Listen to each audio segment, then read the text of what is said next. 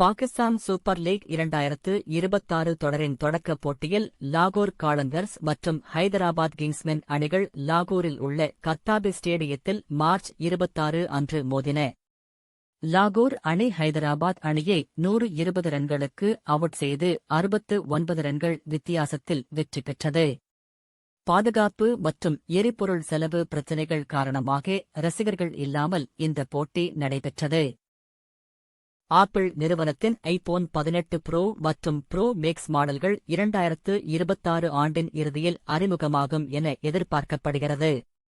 இதில் 2 nanometre E20C 200 mega pixel camera, மாற்றக்கூடிய lens திறப்பு மற்றும் திரையின் கீழ் செயல்படும் பேஸ் ஐடி போன்ற அம்சங்கள் இருக்கலாம் என தகவல்கள் தெரிவிக்கின்றன. மேலும் பெரிய பேட்டரி மற்றும் டைனமிக் ஐலந்து வடிவமைப்பில் மாற்றங்கள் இருக்கும் என்றும் கூறப்படுகிறது. 256 GB மாடலின் ஆரம்ப விலை தற்போதைய நிலையைப் போலவே இருக்கும் என எதிர்பார்க்கப்படுகிறது. டாடா IPL 2026 தொடரின் 2ஆம் கட்ட அட்டவணையை BCCI அறிவித்துள்ளது. ஏப்ரல் முதல் மே வரை போட்டிகள் நடைபெறும். இடைக்கால மாற்றங்களாக நவ்தீப் சைனி கொல்கத்தா அணிக்காக ஹர்ஷித் ராணாவுக்கு பதிலாக இணைந்துள்ளார்.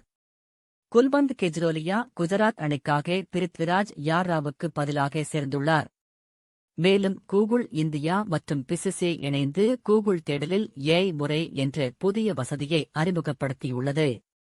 இது நேரடி புள்ளிவிவரங்கள் மற்றும் தகவல்களை ரசிகர்களுக்கு வழங்கும். மைக்ரோசாஃப்ட் நிறுவனம் தனது மனிதவள அமைப்பில் பெரிய மாற்றங்களை செய்து வருகிறது. ஊதியம், கொள்கை மற்றும் பணியாளர் மேலாண்மை முறைகளை புதுப்பித்து அணிகளை ஒருங்கிணைத்து வருகிறது.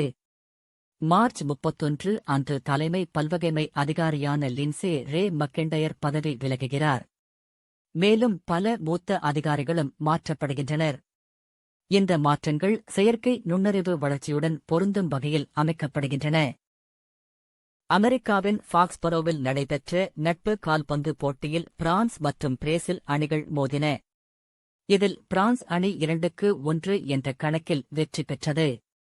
முதல் பாதியில் கிலியன் எம்பாப்பே கோல் அடித்தார். பின்னர் 10 வீரர்களுடன் இருந்த நிலையிலும் ஹியூகோ எகெடிகே மேலும் ஒரு கோல் அடித்து அணியின் முன்னிலை உயர்த்தினார். இந்த போட்டி உலகக்கோப்பை தரத்தை நினைவூட்டும் வகையில் இருந்ததாக கூறப்படுகிறது.